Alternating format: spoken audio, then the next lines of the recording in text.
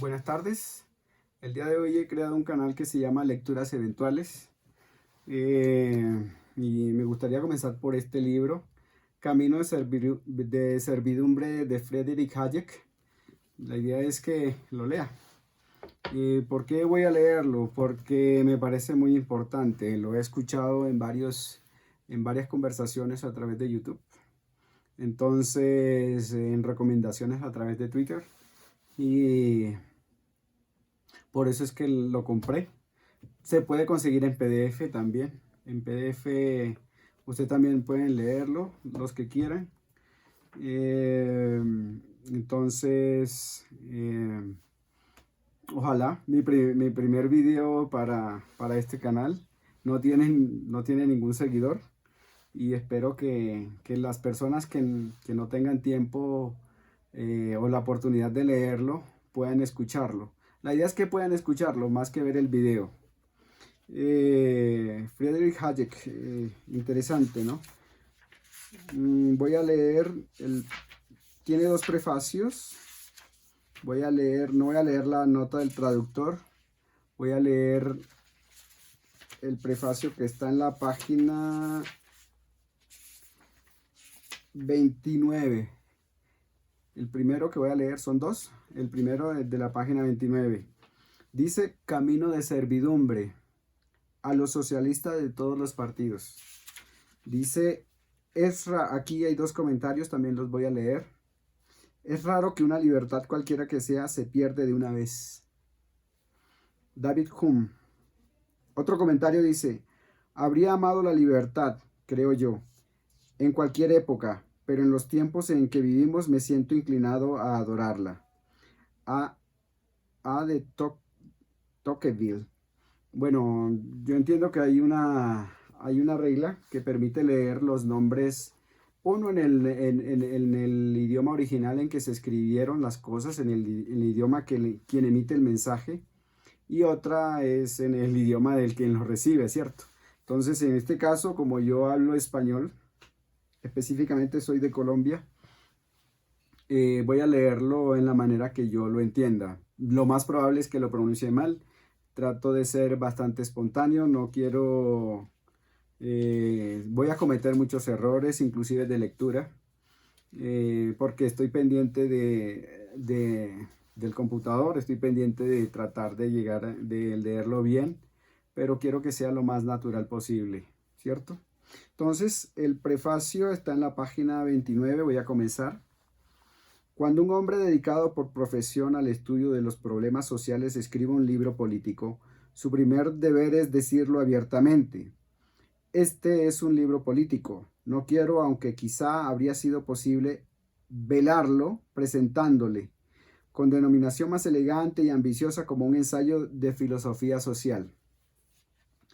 Pero, bajo cualquier nombre, lo esencial es que todo lo que he de decir se deriva de ciertos valores últimos. Confío en haber logrado descargarme también en este libro de un segundo y no menos importante deber, el de dejar bien en claro cuáles son estos valores últimos sobre los que descansa por entero la argumentación. Quiero, sin embargo, añadir aquí una cosa. Aunque este es un libro político, estoy seguro, como el que más pueda estarlo, que no ha sido mi interés personal lo que determinó las creencias expuestas. No veo motivo alguno para que la clase de sociedad que tengo por deseable me ofreciere mayores ventajas a mí que a la mayoría del pueblo británico. Por el contrario, mis colegas socialistas siempre me han afirmado que,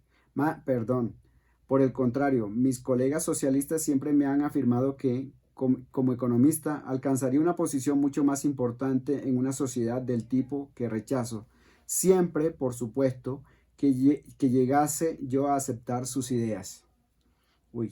No es menos cierto que mi oposición a las mismas no se debe a que difieran de las ideas en que me formé, pues en mi juventud compartí aquellas precisamente, y a ellas me llevaron a hacer del estudio de la economía mi profesión. Para los que a la moda de hoy día buscan un motivo interesado en toda declaración de opiniones políticas, Permítaseme agregar que tenía sobrados motivos para no escribir o publicar este libro. Con toda seguridad ha de molestar a muchas personas con las que deseo vivir en amistosas relaciones. Me ha obligado a interrumpir trabajos para los que me creo mejor calificado y a los que concedo mayor importancia a la larga. Y, sobre todo, es indudable que dañará la futura acogida de los resultados de otros trabajos más estrictamente académicos, hacia los que me llevan mis inclinaciones. Si a pesar de todo he llegado a considerar la redacción de este libro como un deber ineludible, ha sido más que nada por causa de un rasgo peculiar y grave de las actuales discusiones sobre los problemas de la política económica futura, que el público no conoce lo bastante.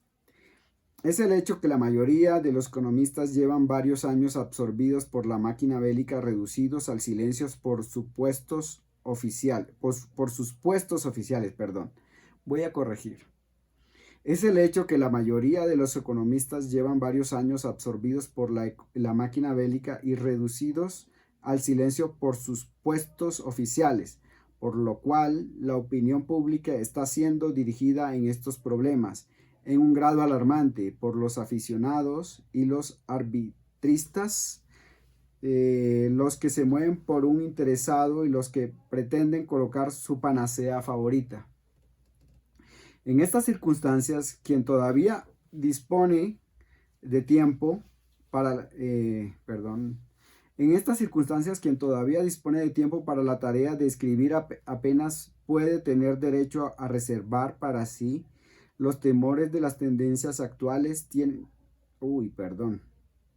Me desconcentré por tengo de monitor el PC, mi laptop. Entonces, como espabiló, perdí el hilo. Voy a comenzar otra vez a leer. Porque perdí el hilo por estar pendiente de que no se me cierre la pantalla. ¿Sí? En estas circunstancias, quien todavía dispone de tiempo para la tarea de escribir apenas puede tener derecho a reservar para sí los temores que las tendencias actuales tienen que despertar en el pensamiento de muchos que no pueden expresarse públicamente. En diferente situación, empero, hubiera yo dejado con gusto la discusión de las cuestiones de política general a quienes están a la vez mejor calificados y más autorizados para la tarea.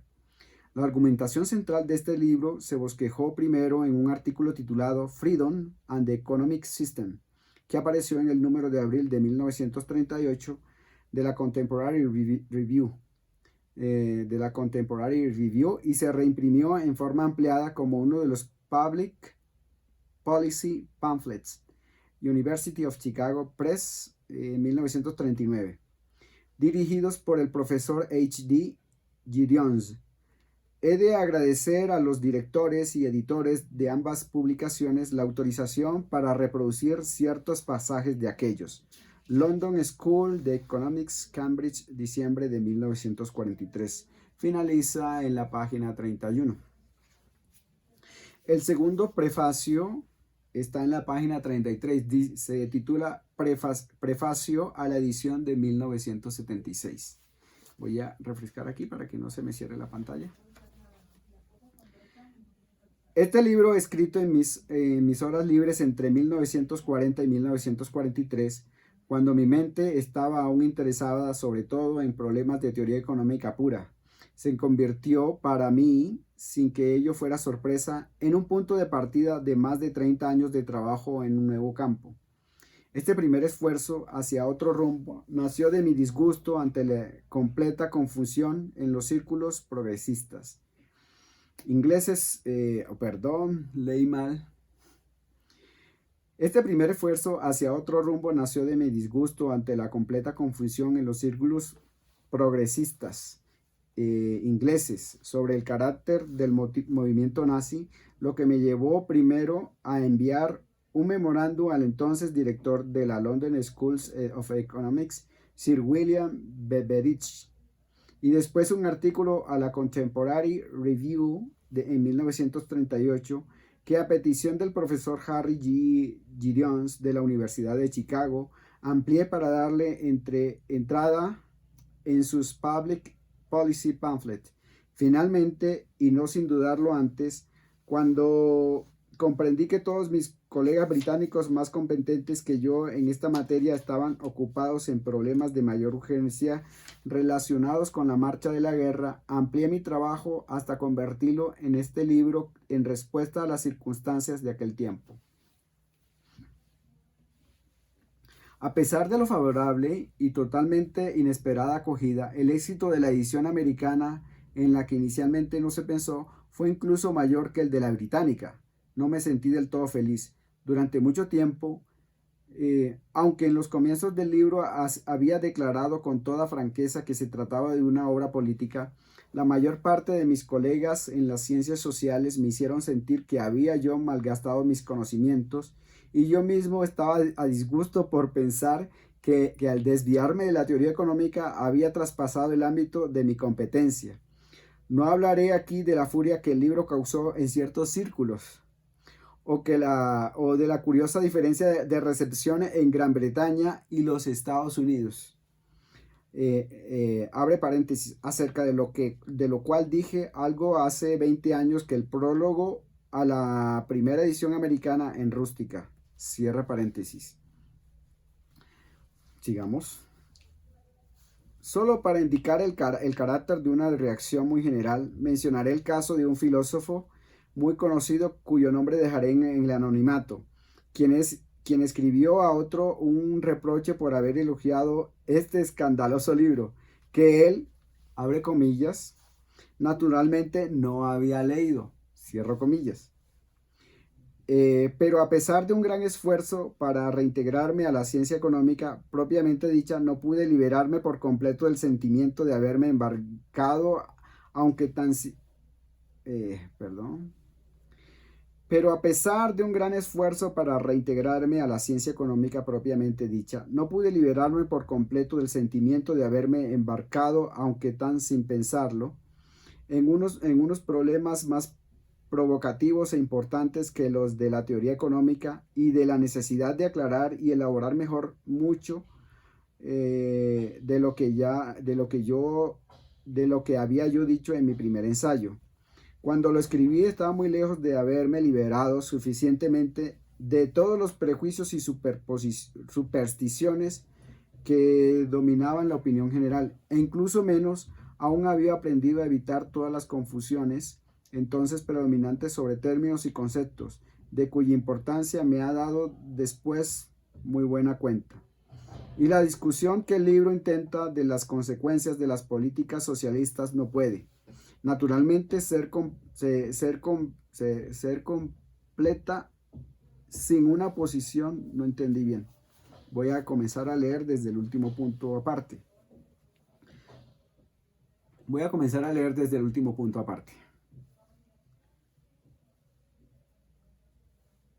Aquí. Bueno, sigamos. Y la discusión que el libro intenta de las consecuencias de las políticas socialistas no puede, naturalmente, ser completa sin una exposición adecuada de lo que exige un ordenamiento basado en el mercado libre y lo que puede lograrse con él cuando funciona adecuadamente. A este último problema, sobre todo, dediqué el trabajo que he realizado posteriormente en este campo. El primer resultado de mis esfuerzos para explicar la naturaleza de un ordenamiento libre fue una obra sustancial titulada The Constitution of Liberty de 1960, en la que intenté esencialmente una nueva y más coherente exposición de las doctrinas del liberalismo clásico del siglo XIX. Al advertir que esta reexposición dejaba sin contestar ciertas cuestiones importantes, me sentí obligado a un nuevo esfuerzo para aportar mis propias respuestas en una obra en una obra en 3 volúmenes bajo el título de Law, Legislation and Liberty, el primero de los cuales apareció en 1973, el segundo en 1976 y el tercero está a punto de llegar a término. En los 20 últimos años Yo lo hubiera dicho de otra manera, en los últimos 20 años. En los últimos 20 años. En los 20 últimos años entregado a esas tareas. En los últimos 20 años entregado a estas tareas, creo haber aprendido mucho sobre los problemas discutidos en el presente libro, que me parece no volví a leer durante este periodo. Habiéndolo hecho ahora con el fin de redactar este prefacio, no me creo ya en la necesidad de pedir disculpas. Me siento por primera vez orgulloso de él hasta cierto punto, y no menos de la inspiración que me hizo dedicarlo, entre comillas, a los socialistas de todos los partidos, cierra comillas, porque si indudablemente en el intervalo he aprendido mucho que no sabía mucho cuando lo escribí. Me he visto ahora sorprendido a menudo de lo mucho que acerté a ver al comenzar. Voy a leer, comenzar otra vez a leer. Porque sí, indudablemente en el intervalo he aprendido mucho que no sabía cuando lo escribí. Me he visto ahora sorprendido a menudo de lo mucho que acerté a ver al comenzar mi trabajo y que ha sido confirmado por la investigación ulterior. Y aunque mis esfuerzos posteriores serán más útiles para los especialistas, o así lo espero, me siento ahora dispuesto sin decisión a recomendar este libro inicial al lector que desea una introducción sencilla y no técnica sobre lo que, a mi juicio, es todavía una de las cuestiones más amenazadoras que tenemos que resolver. Voy a hacer un comentario no acerca del libro, del contenido como tal, yo creo que es más bien como de traducción. A veces lleva una línea y uno cree que va a decir una cosa, pero dice otra, y ahí es donde tengo el problema de la lectura, ¿cierto? Por si se han dado cuenta, yo veo, por ejemplo, cuando dice, me he visto ahora sorprendido a menudo de lo mucho que acerté ahí dice, al ver comenzar mi trabajo, y que al ver, ahí lo hubiera dicho de otra manera. Bueno. Será un problema de traducción posiblemente, no sé. Será un problema de traducción. Perdonen que estoy hablándole al monitor. Qué vaina. Bueno, el lector se preguntará probablemente si esto significa que sigo dispuesto a defender las principales conclusiones de este libro, y mi respuesta a ello es en general afirmativa. La reserva más importante que tengo que presentar se debe a la circunstancia de haber cambiado durante este intervalo de tiempo la terminología, por cuya razón puede ser mal interpretado lo que en este libro afirmo. Cuando lo escribí, socialismo significaba sin ninguna duda la nacionalización de los medios de producción y la planificación económica centralizada que aquella hacía posible y necesaria.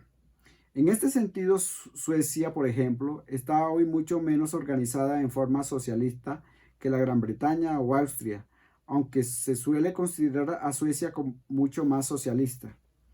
Esto se debe a que el socialismo ha llegado a significar fundamentalmente una profunda distribución de las rentas a través de los impuestos y de las instituciones del Estado benéfico.